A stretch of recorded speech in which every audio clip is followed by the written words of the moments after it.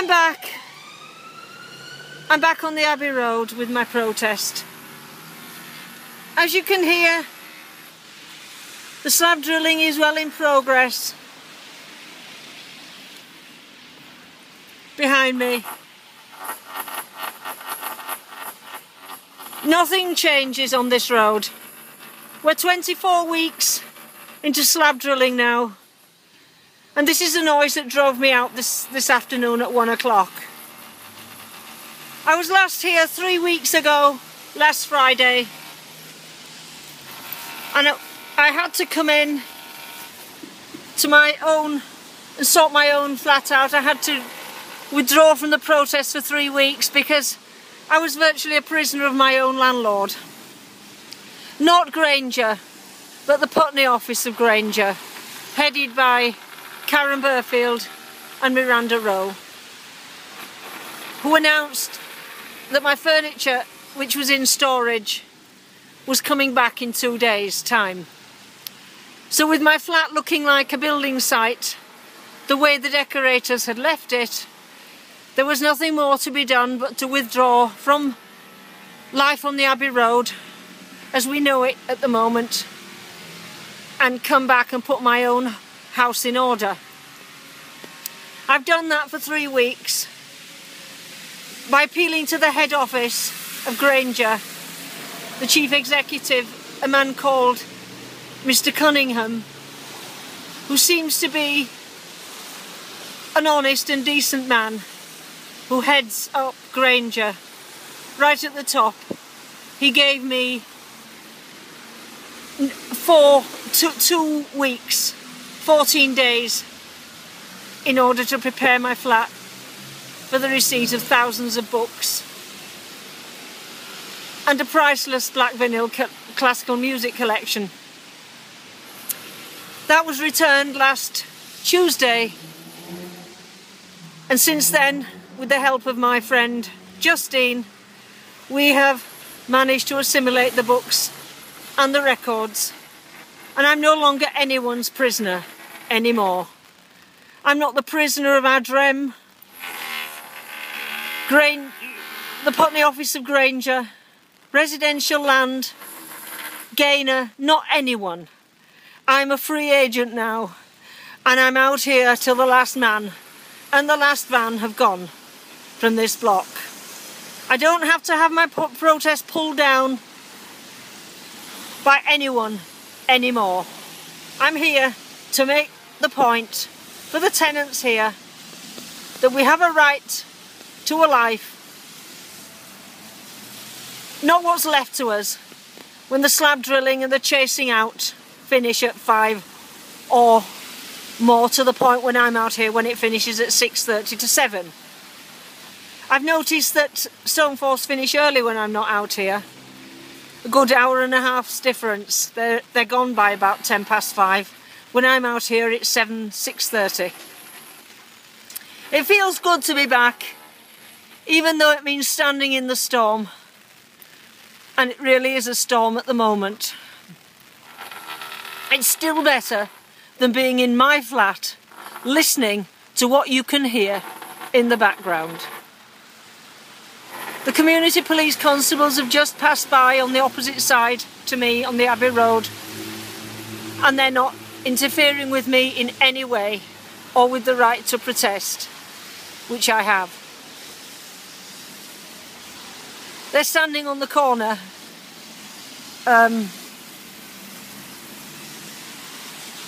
and they're still not interfering with me, at least I hope not. Nothing has changed. I hardly thought I would be back. There's still a lot of work to do in my flat, but it will have to sort of wait. I can do that when these people have gone. Stoneforce, when Bruce Ritchie has made his millions. He's only got one more flat to sell, I understand. When he's made his money and he's gone, and one day he'll be history here. That will be about mid-November time. So it's going to be a long wait and a long protest on the Abbey Road. I think it's about 10 more weeks. As you can hear, the slab drilling is still going on behind me in flat 2. That's what drove me back this afternoon at 1 o'clock. Intolerable chasing out. The noise team tell me that chasing out is nothing like as bad as slab drilling. But believe me, it's just as bad. And the chasing out, or whatever it was they were drilling, was as bad as slab drilling at its worst. And I could take no more after this morning. Another tenant here said she can't make a phone call anywhere in her flat any time yesterday. So there's an air of desperation still after 24 weeks of the occupation of Manor Apartments, otherwise known as Old Manor Court, by Stoneforce and Bruce Rich's gangmasters. As I mentioned, I didn't think I was coming back. I had other plans and other things to do and poetry to get back to. But it was not to be. The 3 weeks I spent in my flat preparing for my books and then assimilating the books were the 3 most unhappy weeks I think I can ever remember. I was a prisoner of the noise, a prisoner of Miranda Row at Granger, a prisoner of Gaynor who complains to Miranda Row, and between them they think that somehow I'm some kind of felon for protesting at the front of the block. The number of times Miranda Row has tried to summon me to a disciplinary meeting between herself on behalf of Granger, who know nothing about these admonitions. Meetings between herself and presumably Gaynor at residential land, the most aggressive female I think I've ever encountered in my whole life. Summoned repeatedly to give an account of myself as to why I'm protesting against residential land. Why it would have anything to do with Miranda Row or Granger, I don't know. But when you're a tenant, you find you're divested of all your rights as a human being. You are literally at the mercy of the person who manages your block. In this case, the Putney office, Karen Burfield and Miranda Row, both of whom are supposed to have worked unceasingly to improve my life by improving my flat. All they have done is harass me for 2 years under the guise of renovating my flat and turning my life round. When my bowel ruptured in December, at the end of December 2011, that renovation should have been finished. It should have been finished in 6 weeks. If it had been 6 to 8 weeks, even over and above that, there was time for it to finish, as it started in September. On September the 15th, the furniture was moved out. So I would say about September the 20th, 2011, there was time before my bowel ruptured easily to finish that renovation. Instead, it was left at half-mast, literally, wires hanging off the ceiling, jobs unfinished, especially the electrical work. Whenever they arrived, they'd do a little bit of work on the flat and then they'd go off to another job. That was typical. They should make a verb, to adrem you, because to adrem you means they arrive, the workforce arrive, and then they depart for another more lucrative job that day. Doesn't matter what arrangements you've been made, you are a victim, if you're a tenant, of all these levels of power which weigh in against you. There's nothing you can do, you have to take it. The renovation was done under enforcement after years and years of neglect of my flat in Manor Apartments. Old Manor Court, as it was known. Fungus growing on the ceiling and all the window frame and the walls round that window frame in the kitchen. Colossal neglect. The previous people to Adrem were Fitzgerald, builders called Fitzgerald, whom none of us would allow into our flats in the end. I paid for every single repair on my flat. And I'm told by Tom, the manager of Adrem, how unceasingly Miranda Rowe has worked on my behalf. This was related to the enforcement officer, Mr. Sale, who was present at the final snaggings meeting to sign off the enforcement on my flat. I was there told how much Miranda Rowe had done for me. Well, all I know is that when I came out of hospital, recovering from a ruptured bowel, with a Hartmann's procedure, and I couldn't hold a cup, I was told the furniture was coming back at the end of that week in January 2012, and that I would have to move it and lift it. And since then, it's been a question of keeping Miranda Rowe at bay while I recovered sufficiently enough to be able to learn to lift again without using abdominal muscles. And that's what the 2 years has been. Trying to stop the furniture coming back until such time as I was fit enough to manage to lift it. And that was last week. To be fair to Granger, they have paid for the storage of that furniture. But I didn't need the harassment. I didn't need it. Nor did I need Tom at Adrem, you know, giving me a sort of warning about my cat. The kitchen floor wasn't done properly. It should have been skimmed with a cement. It should have been firmed out with a cement skim where the meter was taken away. And I warned him that unless it was made firm, my arthritic cat might wee there. He told me not to let her wee. What does he want me to do? Smack her every time she does? She's an ill cat with an arthritic problem and she can't bend down. This is what it's like. You're blamed. The cat's blamed. Everyone, everything is blamed for poor workmanship. They couldn't be bothered putting a cement base for the tiny area where the gas meter had been, and they just simply levelled it out with my pebbles and put the vinyl tiles on top. The furniture which came back with the books, the bookcases, last week, Mr. Cunningham, the chief executive of Granger, had given me 3 days with 3 men. I think the first day I got an hour and a half. The second day I think it was 2.5. In total about 5 hours. He boasted, Michael, the head of Revive, boasted at the end of the second day that they were a day ahead of schedule. They were a day ahead of schedule because I had to work literally like a maniac on no sleep.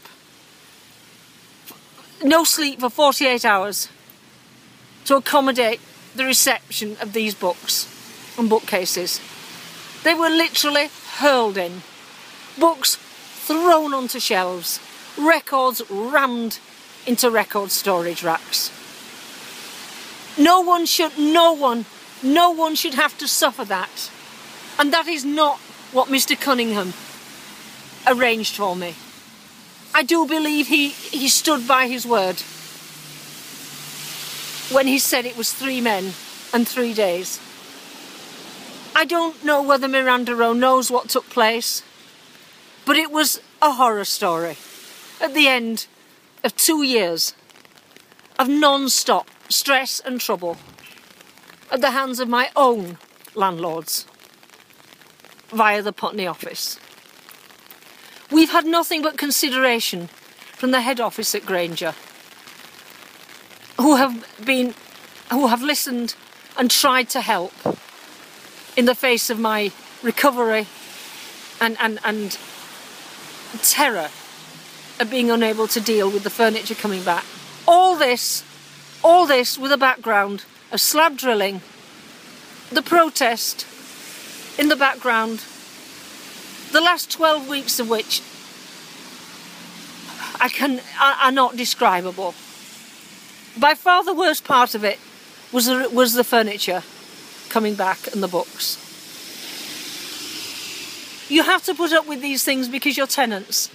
If I had owned my flat, the work would have been done properly and more or less on time.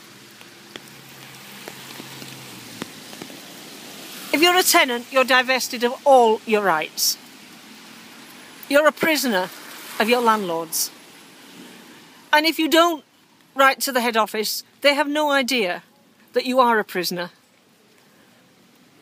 I think the Putney office needs rehauling and certainly some course in how to treat human beings.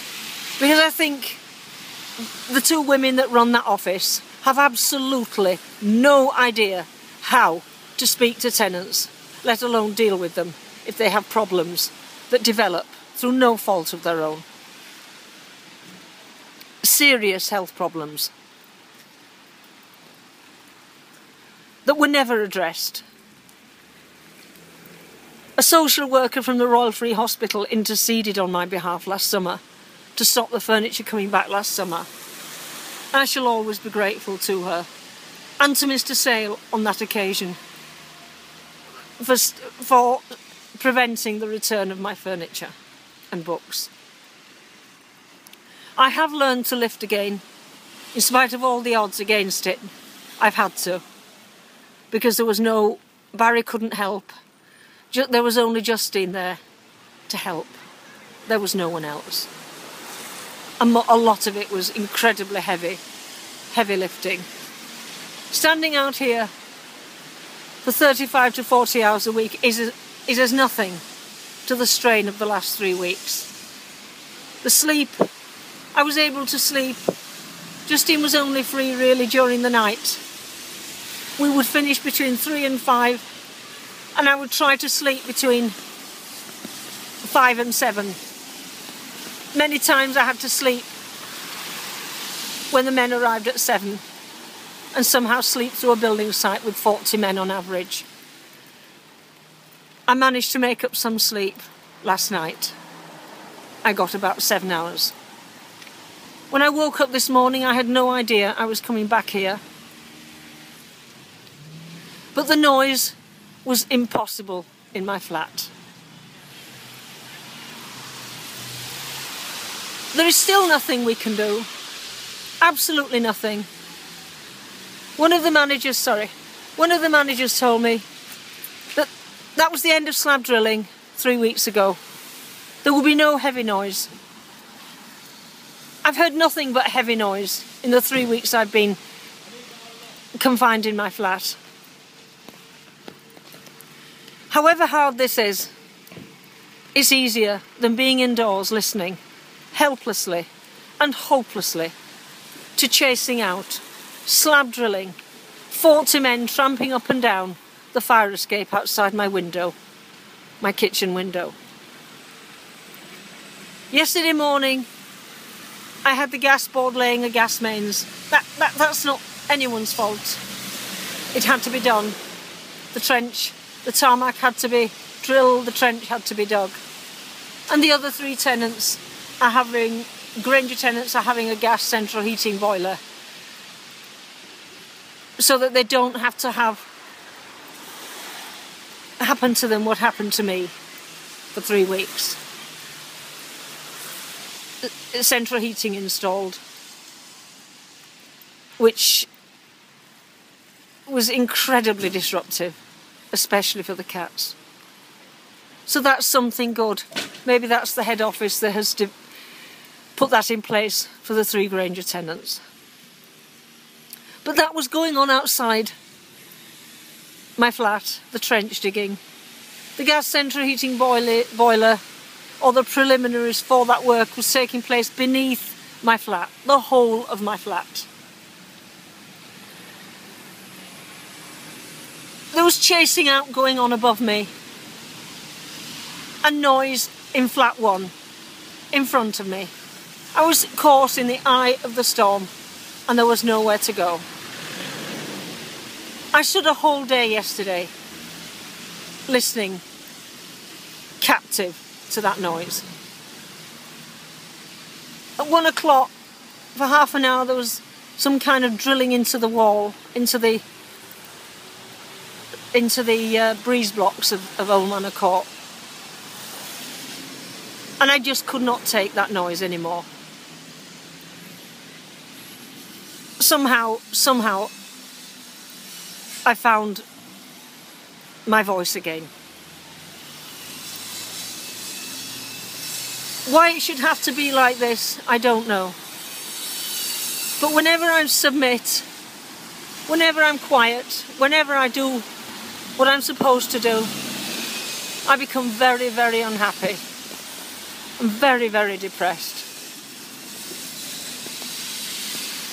When I obey the call of protest and poetry and actually become the person that I am for a few weeks, I'm never, ever depressed or unhappy or subject to anyone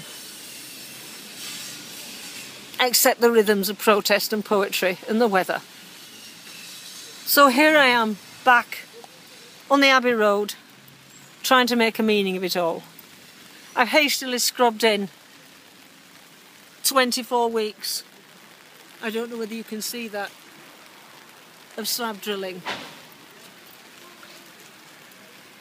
But there it is. I'm back again. Everyone seems to be quite glad that I am back. Sorry, I went out of focus. I don't know quite what will come of all this. I'm in a torrential storm. I just hope that tenants are treated by Granger with more respect by the Putney office, that they're treated as human beings with all their frailties and not as cattle, which is how it feels most of the time. And when residential land join forces with my own landlords, it's a truly dark place to be. You feel as though you're a criminal, a scrounger, a lowlife, that you amount to nothing, that you are nothing but a tenant of the Putney office.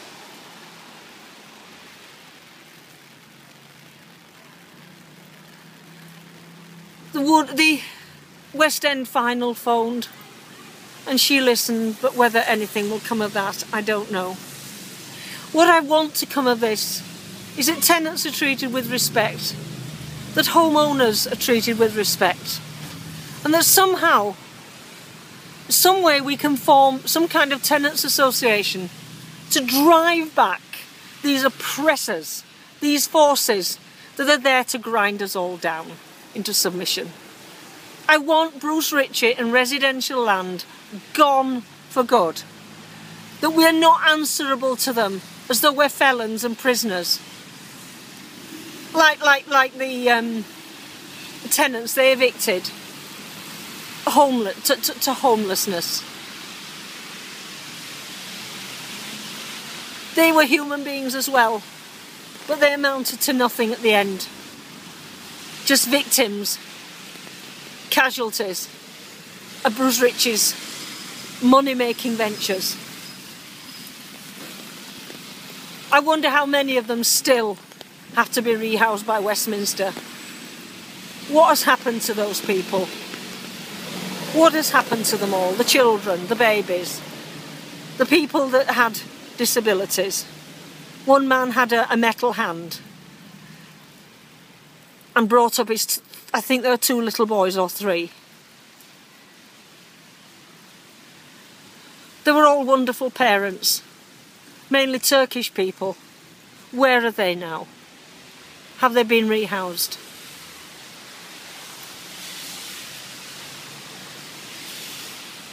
To be caught between Granger via the Putney office and residential land at 64 is just about the worst place you can be.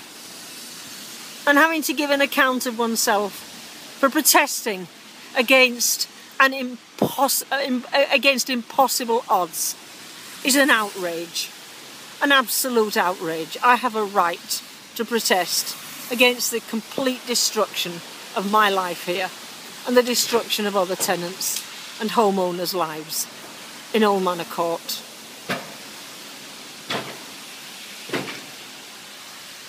The trees are losing their leaves. The wonderful lime trees. The leaves are falling. And I've missed some of that. I've missed the support from the public and that wonderful audience, that unseen audience that look at the videos, to whom I owe a debt of gratitude I can never repay. I don't know any of them by name. But they watch the videos. Maybe sometimes they listen to the poetry. But only they have given me this strength to continue with life on the Abbey Road. And the gratitude of my neighbours, one of whom said yesterday that she missed me being out there.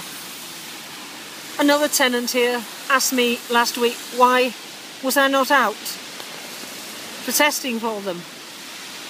I just said I had things in my own life to sort. I've tried to speak today out of a terrible sense of anger and bitterness, trying to make a meaning of it. I probably have failed to do that.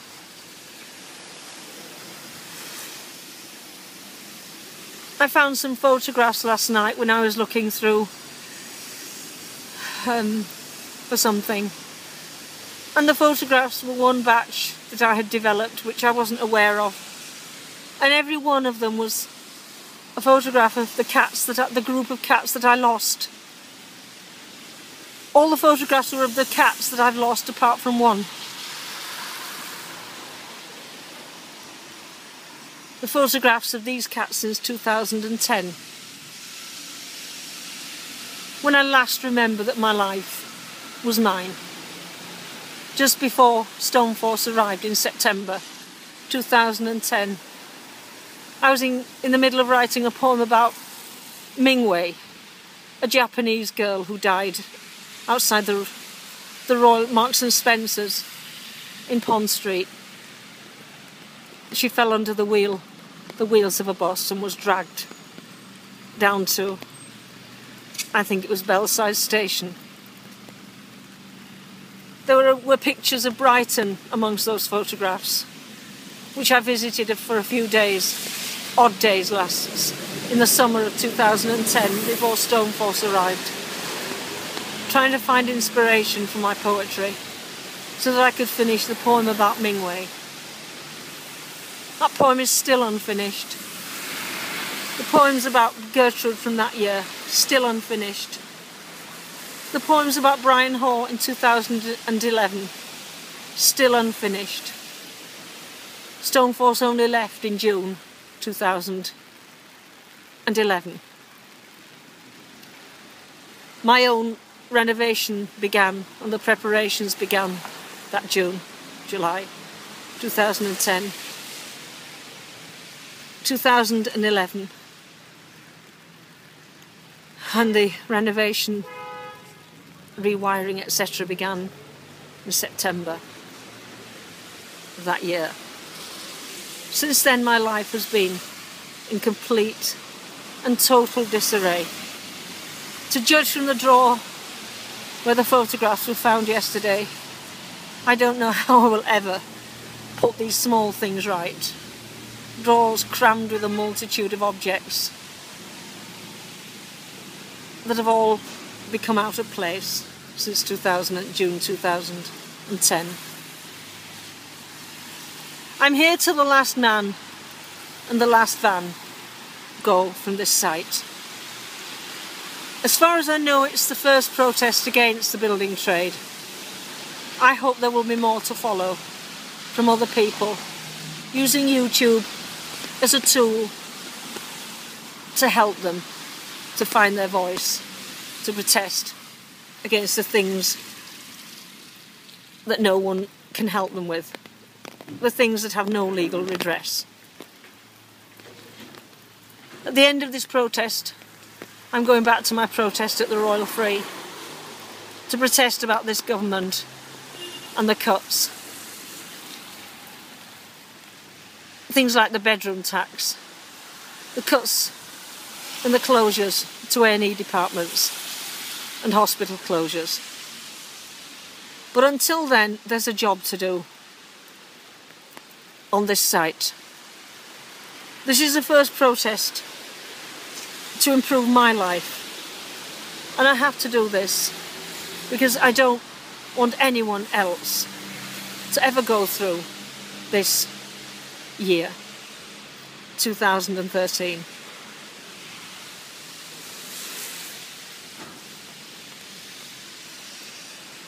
Karen Buck is in the background. She has offered to help with the problems here, just as she helped with the Royal Free when, after a ruptured bowel and 9 months of pain from a hernia, a herniated stoma, colostomy, where everything that I ate in the form of liquid caused intolerable pain, verging at times almost on the pain of the rupture itself. The Royal Free, because of my complaint, put that operation forward by 3 months. I would have to wait for another 3 months, from September to December of 2012. Karen Buck got that operation put back. She was making those calls at the Labour Party conference last year to get my operation put back. And she has offered to help with the problems on this site that the tenants are facing. I don't know what we would do without her. She would make a wonderful health minister. I hope when Labour get in, this terrible government are finally kicked out, that she is made health minister, because we need her very badly in that position. The dust team and the noise team come out of this bedraggled and not fit for purpose. And if any team needed overhauling, it's that one, with its subsidiary dust team. This morning, the entrance hall was full of marble dust. The doors were closed. The whole hall was covered in marble dust. It was like a pall over everything. I also realised at that point that it would be actually physically safer to be out here than indoors, because the dust team will not help us with the problem of marble cutting here. The marble arrives in squares, cut by the marble merchants, but it has to be trimmed and cut and curved into corners, and that's done on site. And it's not done as it should be. There's no protocol in force as it should be, where water is being used to contain the dust. We are breathing it. I've got a cough, a persistent cough, which I cannot shake off. And it's marble dust right through the common parts of this block. The noise team and the dust team abandoned us to our fate. I don't want to die before I have to, before I need to, because of Bruce Ritchie's money. I want to live my life to the full and to live it out to the last day. I don't want to die precipitately because Bruce Ritchie made his millions. I don't want my voice to be stopped and my poetry to be brought to an end by marble dust and granite dust in my lungs. I've already got the granite dust in my lungs. There is no way to stop the marble dust from being in my lungs. Everyone here has breathed that marble dust in the common parts. Everyone who lives here. And the dust team abandoned us to our fate. It's a little bit like Ronan Point in the 70s. Those tenants were abandoned to asbestos, which their MP knew was in that block, and she did nothing about it. I just can't recall her name at the moment.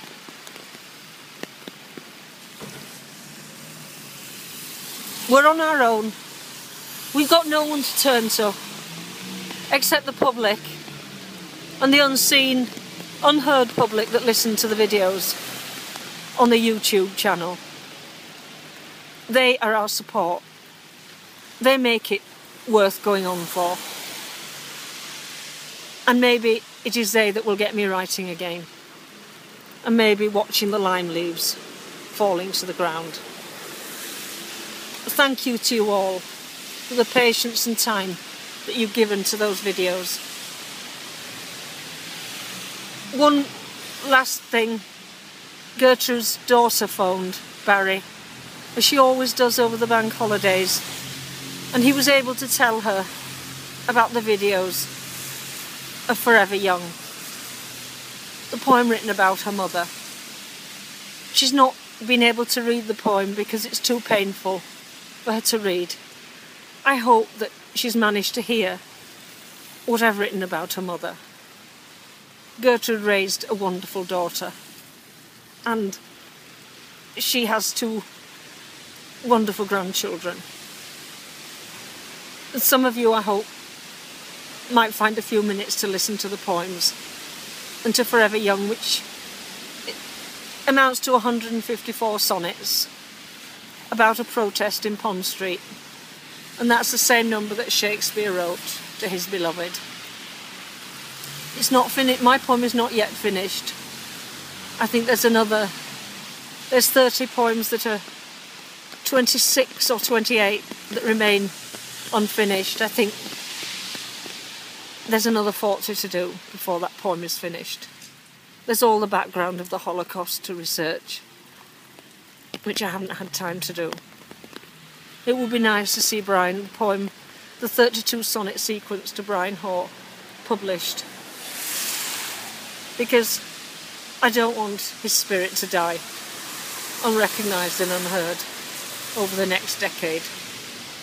Thank you to everyone for listening.